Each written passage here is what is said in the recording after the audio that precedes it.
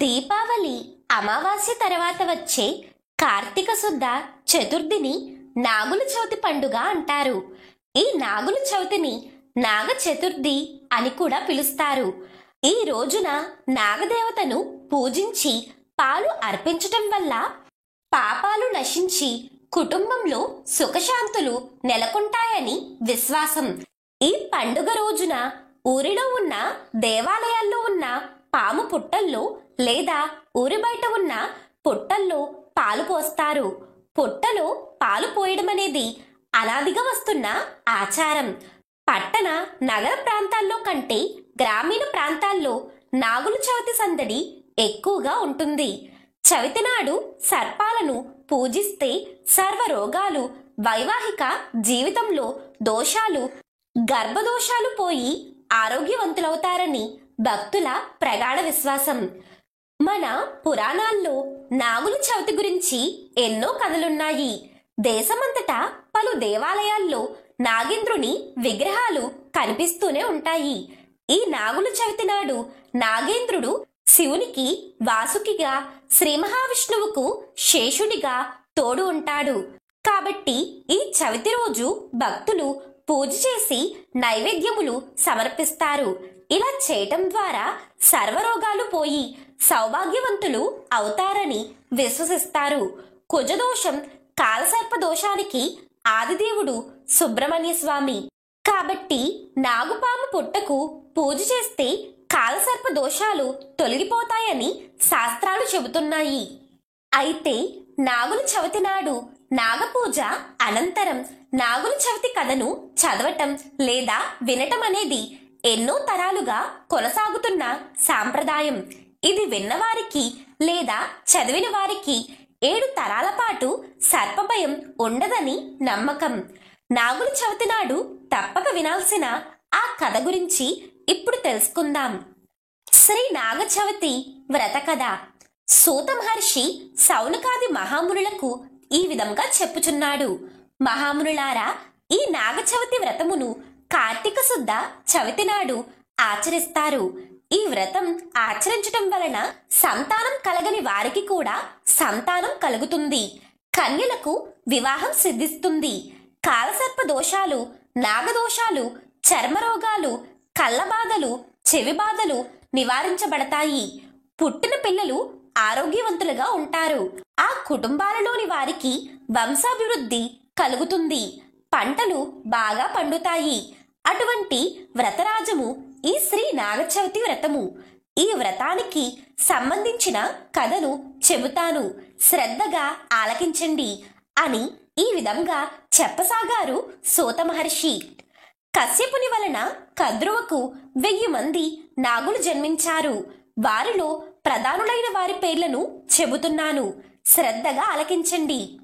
వారు ఆదిశేషుడు, వాసుకి, తక్షకుడు, ఇతర సర్పములు, అకర్ణుడు, హస్తికర్ణుడు, పింజరుడు, ఆర్యకుడు, ఐరావతుడు, మహాపద్ముడు, కంబలుడు, అశ్వతరుడు, ఏలాపత్రుడు, శంకుడు, కర్కోటకుడు, ధనుంజయుడు, మహాకర్ణుడు, మహానీలుడు, ధృతరాష్ట్రుడు, కాళీయుడు, కపిలుడు, అంబరీషుడు, ఆక్రూరుడు, కపిద్ధుడు, ప్రహ్లాదుడు, బ్రాహ్మణుడు, గంధర్వుడు, నహుషుడు, మణి అనువారు.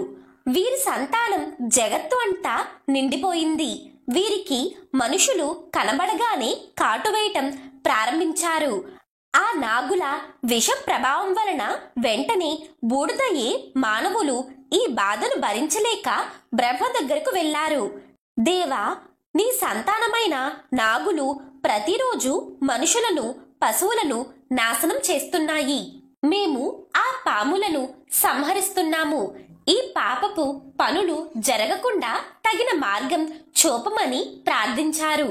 అంతటా బ్రహ్మదేవుడు, నేను మీకు రక్షణ కల్పిస్తాను, మీ ఇండ్లకు మీరు పోండి అని చెప్పి వారినందరినీ పంపించి వేసి వాసుకి మొదలైన పాములను పిలిచి, నేను పుట్టించిన మానవులందరినీ నాశనం చేస్తున్నారు కనుక స్వయంభువ మన్వంతరంలో తల్లి ఇచ్చడి శాపం వలన మీరంతా మరణిస్తారు అని శపించాడు. అప్పుడు ఆ సర్పాలు, బ్రహ్మదేవ, మా జాతిని కుటిలంగా చేశావు. విషపు క్రూరత్వము నీవే ఏర్పాటు చేశావు. అందువలన నీవు శాంతించి పరిష్కార మార్గం ఆలోచించు. మాకు మనుషులకు మధ్య హద్దులు ఏర్పాటు చెయ్యి. మాకు వేరే చోట నివాసం కల్పించు అని నాగులు ప్రార్థించారు. అప్పుడు బ్రహ్మదేవుడు వారితో ఇలా అంటున్నాడు: నాగులారా, పాతాళం, వితలం, హర్మ్యం అని 3 లోకాలు మీకు నివాసంగా ఏర్పాటు చేశాను. అక్కడ సుఖంగా ఉండండి. వైవస్వత మన్వంతరంలో కశ్యపుని పుత్రులుగా మీరంతా జన్మిస్తారు. గరుత్మంతునికి జ్ఞాతులుగా మీరంతా జన్మిస్తారు. అప్పుడు మీ సంతానమంతా అగ్నికి ఆహుతి అవుతుంది. మీకు ఈ శాపం తప్పదు. మీ తిండి సమయానికి దొరికిన మనుషులను మాత్రం తినండి. మీకు అపకారం చేసిన వారిని సంహరించండి. మంత్రాలతో, ఔషధులతో గరుడ సంబంధమైన మండలాలలో సంచరించినా కూడా మీలోని దుష్టబుద్ధులకు వినాశనం తప్పదు అని బ్రహ్మ చెప్పగానే నాగులన్నీ పాతాళలోకానికి చేరుకుని సుఖంగా జీవనం సాగిస్తున్నాయి. ఈ కథ అంతయు చవితి రోజున జరిగినది కావున ఈ తిథి రోజున నాగులను పాలతో అభిషేకించవలెను.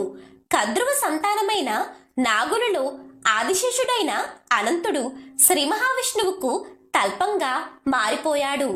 ఆదిశేషుని తర్వాత ఆదిపరాశక్తి తన ప్రధాన అంశలలో ఒకటైన గౌరి అంశ నుండి నాగకన్యగా జన్మించింది. ఆమె నాగేశ్వరీదేవి. ఈ నాగేశ్వరీదేవి జన్మించిన అనంతరం కద్రువకు తక్షకుడు, అనంతుడు, వాసుకి మొదలైన అనేక మంది మహాశక్తివంతమైన గొప్ప సర్పాలు జన్మించాయి. ఈ నాగేశ్వరీదేవి ఆదిశక్తి మరియు లోకమాత అయిన పరాశక్తి అంశగా కశ్యప ప్రజాపతి యొక్క మనస్సు నుండి జన్మించినది. కావున ఈ నాగేశ్వరీదేవిని మానసాదేవి అని పిలిచారు. మానసాదేవి మహాశివునకు శిష్యురాలుగా ఉంటూ శివుని వద్ద అనేక విద్యలు అభ్యసించింది. 3 లక్షల సంవత్సరాలు విష్ణుమూర్తిని గురించి తపస్సు చేసింది. తన కఠోరమైన తపస్సునకు మెచ్చిన విష్ణుమూర్తి మానసాదేవికి ప్రత్యక్షమై వరములు ప్రసాదించాడు. మానసాదేవి ఆ వరాలతో సర్వ మంత్రాధిష్టాన దేవతగా మారిపోయింది. మానసాదేవిని ఉపాసించి ఏ మంత్రం జపం చేసినా సిద్ధి కలుగుతుంది. ఇదిలా ఉండగా అర్జునుడి మనవుడు పరీక్షిత్ మహారాజును తక్షకుడు కాటువేసి చంపినాడు. ఆ తరువాత పరీక్షిత్ మహారాజు కొడుకు జనమేజయుడు సర్పయాగం తలపెట్టి మొత్తం సర్పజాతిని అంతం చేయటానికి సంకల్పించాడు. ఈ సర్పముల మహావిధ్వంసమును ఆపగలవారు జరత్కారు మహర్షి మాత్రమే.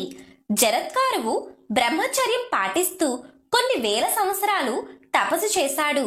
ఒకరోజు జరత్కారువు అడవిలో సంచరిస్తుండగా తమ పూర్వీకులకు శ్రాద్ధ కర్మలు నిర్వహించేవారు లేక అధోగతి పాలైనట్లు తెలుస్తుంది.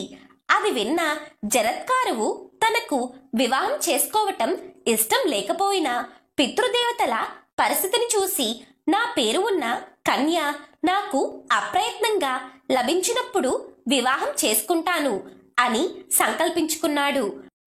ఆదిశేషుడు తన సోదరి అయిన మానసాదేవిని పిలిచి జరత్కారు మహర్షి యొక్క మహత్యమును తెలిపి, ఆ మహర్షి నీకు తగిన భర్త. మీ ఇరువురికి కలిగే ఉత్తమ సంతానము మన నాగజాతిని రక్షిస్తారు. కనీసం మన నాగజాతి క్షేమం దృష్టిలో పెట్టుకుని కొంతకాలం వైరాగ్యమును, బ్రహ్మచర్యాన్ని పక్కన పెట్టి నాగజాతి క్షేమం కోసం కోపిష్టివాడైన జరత్కారు మహర్షిని భర్తగా స్వీకరించు అని ఆదిశేషుడు వేడుకున్నాడు. అన్నయ్య మాట కాదనలేక మానసాదేవి తన సమ్మతిని తెలియజేస్తుంది. ఆదిశేషుడు తన సోదరికి జరత్కారువు అని నామకరణం చేశాడు. మానసాదేవిని తనతో తీసుకుని వెళ్లి జరత్కారు మహర్షి నివాస సమీపంలో ఒక బ్రాహ్మణుడి వలె తపమాచరిస్తూ ఉన్నాడు ఆదిశేషుడు. ఒకసారి భిక్ష కోసం జరత్కారువు అక్కడికి వచ్చాడు. నీకు ఈరోజు భిక్షలో నా సోదరి జరత్కారువును ఇస్తున్నాను అన్నాడు ఆదిశేషుడు. అతని సంకల్పం నిజమైనందున మహర్షి ఆమెను వివాహం చేసుకున్నాడు. జరత్కారు మహర్షికి, అలాగే మానసాదేవి అని పిలువబడే జరత్కారువునకు ఆస్తిక మహర్షి జన్మించాడు. ఒకనాడు జరత్కారు మహర్షి తన భార్య ఒడిలో తలపెట్టుకుని సాయం సంధ్యవేళ నిద్రించుచున్నాడు. సంధ్యావందనం చేసుకుని సమయమైందని భర్తను లేపింది మానసాదేవి. నిద్రాభంగం చేసినందుకు ఆ మహర్షి కోపించి మానసాదేవిని విడిచి వెళ్లిపోయాడు. జనమేజయుడు తన తండ్రి అయిన పరీక్షిత్ మహారాజుని చంపింది తక్షకుడు. సర్పజాతికి చెందినవాడు కాబట్టి సర్పయాగం ప్రారంభించాడు. ఈ సర్పయాగం మొదలు పెట్టగానే సర్పాలన్నీ వేల సంఖ్యల్లో వచ్చి హోమాగ్నిలో ఆహుతి అయిపోతున్నాయి. తక్షకుడు ప్రాణభయంతో ఇంద్రుడిని శరణు వేడుకున్నాడు.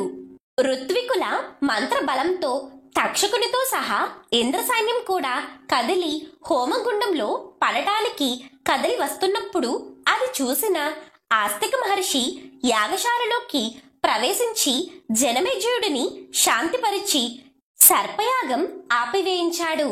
ఈ విధంగా మానసాదేవి జరత్కారు మహర్షికి జన్మించిన ఆస్తిక మహర్షి నాగజాతిని రక్షించాడు. అది ఈ కార్తీక శుద్ధ చవితి నాడే జరిగినందున ఈ నాగచవితి రోజు స్త్రీ పురుషులు పుట్ట దగ్గరకు వెళ్లి పూజిస్తారు. కొందరు తమ తమ నివాసాలలో వెండి సర్పాలను పెట్టుకుని ఆవు పాలతో అభిషేకం చేస్తారు. ఇలా ఆ నాగదేవత అనుగ్రహం పొందుతారు. కార్తీక శుక్ల చవితి నాడు నాగచవితిగా చెప్పబడినది. ఈ రోజున భూమిని దున్నటం, కూరలు తరగటం, చెట్లు నరకటం లాంటి కార్యములు చేయకూడదు. ఈ విషయాన్ని మహాశివుడు పార్వతీదేవితో ఇలా చెప్పారు. ఓ దేవి, కార్తీక మాసంలో వచ్చే శుక్ల చవితి రోజు సింహద్వారానికి ఇరువైపులా ఆవు పేడతో సర్పచిత్రములు వెయ్యాలి. బంగారు, వెండి, రాగి, మట్టి లేదా కర్రతోనైనా చేసిన 5 పడగల సర్పము చేయించాలి. లేదా పసుపుతో గాని చందనంతో గాని 7 సర్పముల చిత్రములు వెయ్యాలి. విధి విధానంగా పంచామృతాలతో అభిషేకించి గన్నేరు, సంపెంగ, జాజి వంటి పూలతో పూజించాలి. అనంత, వాసుకి, తక్షక, కర్కాటక, పింగళ నాగులను ధ్యానించాలి. నాగులను భక్తితో పూజించాలి. ఈ చవితి రోజు రాత్రి గాని పగలు గాని భూమిని త్రవ్వరాదు. నాగుల చవితి ప్రాముఖ్యతను తెలిపే మరొక ప్రత్యేకమైన కథ గురించి ఇప్పుడు తెలుసుకుందాం. పూర్వం ఒక రైతు పొలం దున్నుతుండగా నాగలి భూమిలో దిగబడిపోయింది. నాగలి దాటికి నాగుపాము పిల్లలు మరణించాయి. ఆ రైతు బలవంతంగా ఆ నాగలిని బయటకు తీయగా నాగలి మొత్తం నాగుపాము పిల్లల రక్తంతో నిండిపోయింది. కొద్దిసేపటికి అక్కడికి తల్లిపాము వచ్చింది. అక్కడ చచ్చిపడి ఉన్న తన పిల్లలను, నాగలికి ఉన్న రక్తాన్ని చూసింది. ఆ రక్తం కనిపించగానే వెంటనే కోపంతో పగబట్టి ఆ రైతు ఇంటికి వెళ్లి కుటుంబం మొత్తాన్ని కాటువేసి సంహరించింది. అయినా అప్పటికీ కూడా ఆ తల్లిపాముకు కోపం తీరలేదు. వేరే ఇంటిలో కాపురముంటున్న ఆ రైతు యొక్క కూతుర్ని చంపదలచి ఆ ఇంటికి వెళ్ళింది. ఆ సమయంలో రైతు కూతురు ఆదిశేషుని పూజ చేసుకుంది. అది చూసిన తల్లిపాము రైతు కూతురు ఆదిశేషుని పూజ ముగించే వరకు వేచి ఉంది. పూజ నిమిత్తం 9 నాగవంశములను వ్రాసిన పీఠంపై ఒక గిన్నెలో పాలు ఉన్నాయి. తల్లిపాము ఆ పాలను తాగి ప్రక్కనే ఉన్న పేలాలను తిన్నది. అంతటితో ఆ పాము కోపం తగ్గిపోయింది. తర్వాత రైతు కూతురు ఎదురుగా ఆ తల్లిపాము వచ్చి తన కుటుంబాన్ని మొత్తం కాటువేసి చంపానని చెప్పేసింది. అది విన్న రైతు కూతురు దుఃఖంతో తన కుటుంబాన్ని బ్రతికించమని వేడుకుంది.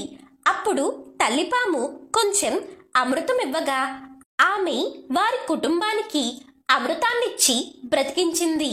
అప్పటి నుంచి కార్తీక శుద్ధ చవితి నాడు పొలాలను దున్నటం, కూరగాయలను తరగటం, పెద్ద మంటలు పెట్టి వంటలు చేయటం నిషిద్ధమైనది. సర్పాలు పంటలను అభివృద్ధి చేస్తాయని, పుత్ర సంతానాన్ని ప్రసాదిస్తాయని ప్రాచీన కాలం నుండి ప్రజల ప్రగాఢ విశ్వాసం. శ్రీరాముని సోదరుడైన లక్ష్మణుడిగా, శ్రీకృష్ణుని సోదరుడైన బలరాముడిగా భూమిపై ఆదిశేషుడు అవతరించాడు. బ్రహ్మదేవుని కోరికపై ఆదిశేషుడు తన పడగలతో భూమిని కాపాడుతున్నాడు. ఆదిశేషునికి అనంతుడు అనే పేరు కూడా ఉంది. ఈ ప్రపంచమంతా నాశనమైన అనంతుడు మాత్రం ఎప్పటికీ శాశ్వతుడు. ఈ విధంగా నాగుల చవితి నాడు ఆ నాగులను పూజించి ఆ నాగుల యొక్క అనుగ్రహాన్ని పొందుతారు. ఈ రోజు ఈ కథ విన్నా, చదివినా, ఈ వ్రతాన్ని ఆచరించిన, చూసిన ఆ నాగదేవత యొక్క అనుగ్రహం తప్పక కలుగుతుందని సూత మహర్షి శౌనకాది మహామునులకు ఈ కథ అంతయు తెలిపినారు. నాగుల చవితి గురించి ఒక అద్భుతమైన కథ బ్రహ్మ పురాణంలో ప్రస్తావించబడింది. ఆ కథ గురించి ఇప్పుడు తెలుసుకుందాం. ఈ కథను విన్నంత మాత్రం చేతని కాలసర్ప దోషాలు, నాగదోషాలు తొలగిపోతాయి. పూర్వం సూరసేనుడు అనే మహారాజు తన రాజ్యాన్ని పరిపాలిస్తూ ఉన్నాడు. ఇతను చంద్రవంశపు రాజు. ఇతను గొప్ప శక్తివంతుడు. అంతేకాదు ధర్మం తప్పనివాడు కూడా. కానీ ఈ మహారాజుకు సంతానం కలగలేదు. దాంతో ఆ దంపతులు ఎంతో దుఃఖించేవారు. ఇలా ఉండగా సూరసేన మహారాజు యొక్క భార్య మహారాజుతో ఇలా అంటుంది: మహారాజా, నాకు పుత్రులు కలగాలని ఆశ ఎక్కువైంది. అలా కలగకపోతే మనకు సద్గతులు కలగవు. మనం ఎలాగైనా వనానికి వెళ్ళి తపస్సు చేస్తే దైవానుగ్రహం వల్ల సంతానం తప్పక కలుగుతుంది అని చెప్పింది. దానికి సూరసేన మహారాజు సరేనని భార్య సమేతంగా వనానికి వెళ్ళి సంతానం కోసం చాలా రోజులు తపస్సు చేశారు. చివరికి వారికి దైవానుగ్రహం వలన మహారాజు యొక్క భార్య గర్భవతి అయ్యింది. మహారాజు, రాణి ఎంతో సంతోషించారు. కానీ ఆ సంతోషం ఎంతో కాలం లేదు. ఎందుకంటే వారికి ఒక సర్పం పుట్టింది. సర్పమైనా సరే తన కడుపు నుండి పుట్టింది కాబట్టి రాజు, రాణి ఆ సర్పాన్ని ప్రేమతో పెంచుతూ వచ్చారు. అలా ఆ పాము పెద్దదై మనుషుల భాష మాట్లాడటం మొదలుపెట్టింది. అది చూసిన ఆ రాజ్యంలో అందరూ ఆశ్చర్యపోయారు. పాము ఏమిటి, మనుషుల భాష మాట్లాడటమేమిటి అని అందరూ చర్చించుకోసాగారు. ఒకరోజు ఆ పాము ఆ రాజుతో ఇలా అంటుంది: చూడు తండ్రి, నాకు చదువుకోవాలని ఉంది. ఉపనయనం చెయ్యమని కోరింది. ఇక రాజు అలాగే చేశాడు. ఇలా ఉండగా ఒకరోజు మళ్ళీ రాజుతో ఆ పాము ఇలా అన్నది: చూడు తండ్రి, నాకు వివాహ వయసు వచ్చింది కాబట్టి నాకు పెళ్లి చేసుకోవాలని కోరిక కలిగింది. కాబట్టి నాకు వివాహం చెయ్యండి అని కోరింది. ఇక రాజుకు ఏమీ అర్థం కాలేదు. పాముకు వివాహమేమిటి? పామును చూస్తే అంత దూరం అందరూ పారిపోతారు. అలాంటిది వివాహం ఎవరు చేసుకుంటారు? ఇది జరగని పని అని రాజు మనసులో అనుకున్నాడు. కానీ ఆ పాము అడగటం వల్ల దాని కోరిక తీర్చాలని అనుకున్నాడు. పూర్వం రాజులు ఖడ్గాన్ని పంపించి ఆ ఖడ్గం రాజుకు మారుడిగా భావించి ఆ ఖడ్గంతో వివాహం చేసేవారు.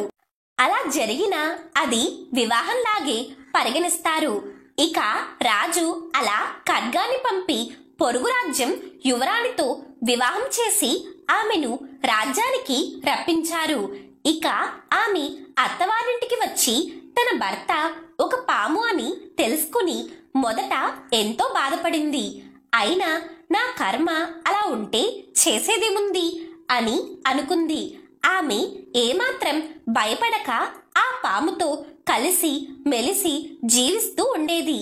ఇలా ఉండగా ఒకరోజు పాము భార్యతో ఇలా అంటుంది, చూడు, నా ఆకారం నన్ను చూసి నీవు ఎందుకు భయపడటం లేదు? నీకు అంత ధైర్యం ఎలా వచ్చింది అని అడిగింది. దానికి భార్య ఇలా అంటుంది, చూడండి నాదా, భర్త ఎట్టివాడైనా స్త్రీకి దైవ సమానుడు. దైవాన్ని చూసి భయపడటం దేనికి అని సమాధానం చెప్పింది. దానికి ఆ పాము ఆశ్చర్యపోయింది, సంతోషపడింది. ఇక భార్యతో ఆ పాము మళ్ళీ ఇలా అంటుంది, చూడు, శివుని శాపం వలన ఇలా అయ్యాను. నీతో కలిసి నాగుల చవితి వ్రతం ఆచరిస్తే నాకు మానవుడి ఆకారం లభిస్తుంది. కాబట్టి మనమిద్దరం నాగుల చవితి వ్రతం ఆచరిద్దాము అని చెప్పింది. అంతటా భార్య ఎంతో సంతోషించి, నాదా, మనం రాబోయే నాగుల చవితి వ్రతం ఆచరిద్దాము అని చెప్పింది. అంతటా ఆ నాగుల చవితి రానే వచ్చింది. ఇక ఆ రోజు ఆ పాము తన భార్యతో కలిసి భక్తి శ్రద్ధలతో శివుడి సన్నిధిలో నాగుల చవితి వ్రతాన్ని ఆచరించారు. వ్రతం పూర్తి కాగానే వారు గౌతమి నదిలో స్నానం చేశారు. ఆశ్చర్యంగా శివుని సన్నిధిలో ఆ పాము అందమైన యువకుడిలా మారిపోయింది. అది చూసి భార్య ఎంతో సంతోషించింది. శాపం తొలగి వారు కలకాలం హాయిగా జీవించారు. ఇక నాగుల చవితి విశిష్టతను తెలిపే కథ గురించి ఇప్పుడు తెలుసుకుందాం. పూర్వకాలంలో ఒక గ్రామంలో ఒక స్త్రీవంతురాలు ఉండేది. ఈమెకు ఎంత ధనం ఉన్నా ధనగర్వం, అహంకారం ఉండేవి కాదు. ఈమె మంచి సుగుణవతి, విద్య వినయం కల సౌజన్యురాలు. పెద్దల పట్ల వినయ విధేయతలతో వారి ఇంట్లో పనిచేసే పనివారి యందు కరుణ, దయ, సానుభూతి కల సద్గుణ సంపన్నురాలు. శ్రీమంతురాలు, సుగుణవతి అయిన ఈమెకు ఒక తీరని బాధ ఉండేది. ఈమె చెవిలో ఎప్పుడూ చీముకారుతూ ఉండేది. రాత్రి నిద్రించే సమయంలో సర్పాలు కలలో కనపడి కాటు వేయబోతున్నట్లు కలలు వచ్చేవి. ఈమెను భయభ్రాంతులకు గురి చేసేవి. ఇందువలన ఈమె మనసులో ఎంతగానో కలవరపడుతుండేది. ఎన్ని పూజలు చేయించినా, ఎన్ని శాంతులు చేయించినా కలలో పాములు కనబడటం, కాటువేయటం తగ్గలేదు. చెవి నుండి చీము కారటం తగ్గలేదు. ఆమె తనకు కనిపించిన వారందరికీ తన బాధను చెప్పుకుని తరుణోపాయం చెప్పమని వేడుకునేది. ఇలా ఉండగా ఒకనాడు ఒక సాధువు వాళ్ళ ఊరికి వచ్చాడు. ఆ సాధువు త్రికాల జ్ఞానుడని విని అతని వద్దకు వెళ్లి తన ఇంటికి పాదపూజకు ఆహ్వానించింది. అలా ఆ రోజు సాధువు ఇంటికి వచ్చాక అతడిని మర్యాదపూర్వకంగా ఆహ్వానించి పాదపూజలు, సమారాధనలు గడిచాక ఆమె తన బాధను సాధువుకి చెప్పి అందుకు గల కారణం ఏమై ఉంటుందని అడిగి ఇవి తొలగే మార్గాలు చెప్పమని వినయపూర్వకంగా వేడుకుంది. అందుకు ఆ సాధువు తీవ్రంగా ఆలోచించి దివ్య దృష్టితో చూసి ఆమెతో ఇలా చెప్పాడు, తల్లి, ఈ జన్మలో నువ్వు ఎంత సుగుణవంతురాలవైనా నీవు గత జన్మలో చేసిన సర్పదోషం వల్ల ఇదంతా జరుగుతుంది. నీవు గత జన్మలో నాగపూజ చేసేవారిని ఆక్షేపణ చేయటం, నీవు పూజలు చేయకపోగా చేసేవారిని చెడగొట్టటం, చులకనగా చేయటం నీవు చేసిన మహా అపరాధం. అందువల్లనే ఏమి చేసినా నాగేంద్రుని అనుగ్రహం నీకు సిద్ధించటం లేదు. నీకు చెవిలో చీము కారటం అని వ్యాధికి కూడా గత జన్మలో చేసిన ఈ అపరాధమే కారణం తల్లి అని చెప్పాడు. కాబట్టి తల్లి, నాగేంద్రుడు దయామయుడు, తనను నమ్మిన వారిని ఉద్ధరించే కరుణా సముద్రుడు. నాగేంద్రుని పట్ల విశ్వాసముంచి నాగుల చవితి రోజు, నాగపంచమి రోజు నోము నోచినట్లయితే నీకున్న అన్ని బాధలు తొలగిపోతాయి. నీ వ్యాధి కూడా పోతుందని సాధువు చెప్పి వ్రత విధానం మరియు దాని నియమాలు చెప్పి వెళ్ళిపోయాడు. ఆ విధంగా ఆమె నాగేంద్రుణ్ణి నాగుల చవితి రోజు నాగపంచమి రోజు భక్తి శ్రద్ధలతో ఆరాధించి నోము నోచుకుంది. అంతటా నాగేంద్రుడు సంతోషించి ఆమె భయాన్ని వ్యాధిని తొలగించాడు. అప్పటి నుంచి ఆమె సంతోషంగా జీవించసాగింది. నాగుల చవితి రోజున ఉదయాన్నే లేచి తలంటు పోసుకుని ఎరుపు రంగు దుస్తులు ధరించాలి. పూజా మందిరం ఇంటిని శుభ్రం చేసుకోవాలి. గడపకు పసుపు కుంకుమ, గుమ్మానికి తోరణాలు కట్టుకుని పూజా మందిరాన్ని ముగ్గులతో అలంకరించుకోవాలి. పూజా మందిరంలో కలశాన్ని ఏర్పాటు చేసి దానిపై ఎరుపు వస్త్రం పరుచుకోవాలి. నాగేంద్ర స్వామి ప్రతిమను కాని లేదా ఫోటోను కాని పూజకు ఉపయోగించాలి. పూజకు మందార పూలు, ఎర్రని పూలు, కనకంబరాలు, నైవేద్యమునకు చిన్న చిన్న ఉండ్రాళ్ళు, వడపప్పు, చలిమిడి, చిమ్మిలి, అరటిపండ్లు సిద్ధం చేసుకోవాలి. ఉదయం 9 గంటలలోపు పూజను పూర్తి చేయాలి. పూజకు ముందు నాగేంద్ర అష్టోత్తరము, నాగేంద్ర స్తోత్రము, నాగస్తుతి, నాగేంద్ర సహస్రనామాలను పఠించాలి. ఓం నాగేంద్ర స్వామినే నమః అనే మంత్రాన్ని 108 సార్లు జపించాలి. దీపారాధనకు నువ్వుల నూనెను వాడాలి. 7 దూది ఒత్తులు ఆవునేతితో సిద్ధం చేసుకున్న దీపముతో హారతి ఇచ్చి నైవేద్యమును సమర్పించుకోవాలి. పూజ ముగిసాక తరువాత దగ్గరలో ఉన్న పొట్ట వద్దకు పోయి దీపం వెలిగించి పొట్టలో పాలు పోసి పూజ చెయ్యాలి. పూజ అయిన తర్వాత నైవేద్యం పెట్టి ఆ రోజు పగలంతా ఉపవాసం ఉండి రాత్రికి భోజనం చెయ్యాలి. నాగుల చవితి రోజున నాగదేవతలకు పంచామృతాలతో అభిషేకం చేయిస్తే సర్వం సిద్ధిస్తుందని విశ్వాసం. దేవాలయాల్లో నాగేంద్ర అష్టోత్తర పూజ, నాగేంద్ర సహస్రనామ పూజ చేయించటం శుభదాయకం. జాతకంలో సర్పదోషాలు, కాలసర్పదోషాలు, రాహుకేతు దోషాలు ఉన్నవారు నాగుల చవితి రోజున నాగదేవతను పూజిస్తే ఆ దోషాలు తొలగిపోతాయని ప్రగాఢ విశ్వాసం. సంతానం లేనివారు, గర్భదోషాలు ఉన్నవారు నాగదేవతను భక్తి శ్రద్ధలతో పూజిస్తే సుబ్రహ్మణ్య స్వామి అనుగ్రహంతో సంతానం కలుగుతుందని విశ్వసిస్తారు. పాములు పంటలను నాశనం చేసే ఎలుకలు, కీటకాలను తిని రైతులకు మేలు చేస్తాయి. వాటిని భూమి అంతర్భాగాన్ని కాపాడే దేవతలుగా భావించి వాటికి కృతజ్ఞతగా ఈ పండుగను జరుపుకుంటారు.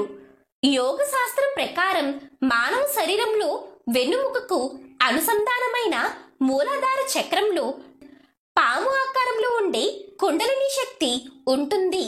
నాగుల చవితి నాడు సర్పాలను పూజించటం అంటే మనలో ఉన్న ఈ శక్తిని మేల్కొల్పి కామ, క్రోధ, మోహాలని విషాన్ని తొలగించి సత్వగుణాన్ని పొందాలని కోరుకోవటమే దీని అంతరార్థం. నాగదేవత అయిన వాసుకి పరమశివుడి మెడలో ఆవరణంగా ఉంటే ఆదిశేషుడు శ్రీ మహావిష్ణువుకు శేషపాన్పుగా ఉంటాడు. అందుకే ఈ రోజు నాగదేవతను పూజించటం వల్ల మహావిష్ణువు అలాగే ఆ పరమశివుని అనుగ్రహం లభిస్తుందని ప్రగాఢ విశ్వాసం. ఈ రోజున నాగదేవతకు పూజ చేసి అభిషేకం చేయటం వల్ల జీవితంలోని కష్టాలు తొలగిపోయి ఆధ్యాత్మిక శక్తి జాగృతమవుతుందని మత విశ్వాసం. పూజ అనంతరం ఈ నాగుల చవితి కథను చదివిన లేదా విన్న వ్యక్తికి అతని కుటుంబం 7 తరాలు సర్పభయం నుండి శాశ్వతంగా విముక్తి పొందుతారని ప్రగాఢ విశ్వాసం. నాగుల చవితి నాడు ఉపవాసం చేయటం వల్ల అద్భుతమైన మంచి ఫలితాలు లభిస్తాయి. అలాగే ఈ నాగుల చవితి రోజు ముఖ్యంగా అష్టనాగుల పూజ చేస్తారు. అయితే ఆ అష్టనాగులు ఏంటి అంటే అనంత, వాసుకి, పద్మ, మహాపద్మ, తక్షకుడు, కంబాల, కర్కోటకుడు, శంఖపాల అని 8 పాములను పూజిస్తారు. ఈ విధంగా నాగుల చవితి నాడు నాగులను పూజించటం వల్ల నాగదేవత యొక్క అనుగ్రహం కలిగి మంచి ఆరోగ్యంతోనూ ఐశ్వర్యంతోనూ మంచి సంతానంతోనూ తులతూగుతారు. ఈ నాగుల చవితి కథ స్నేహం, సాంప్రదాయం, ప్రతిజ్ఞ, క్షమించే గుణం వీటన్నిటినీ మనకు నేర్పిస్తుంది. నాగుల చవితి రోజు ఈ కథను వినటం వల్ల సకల దోషాలు పోతాయి. ఆ నాగేంద్రుని అనుగ్రహం శీఘ్రంగా లభిస్తుంది.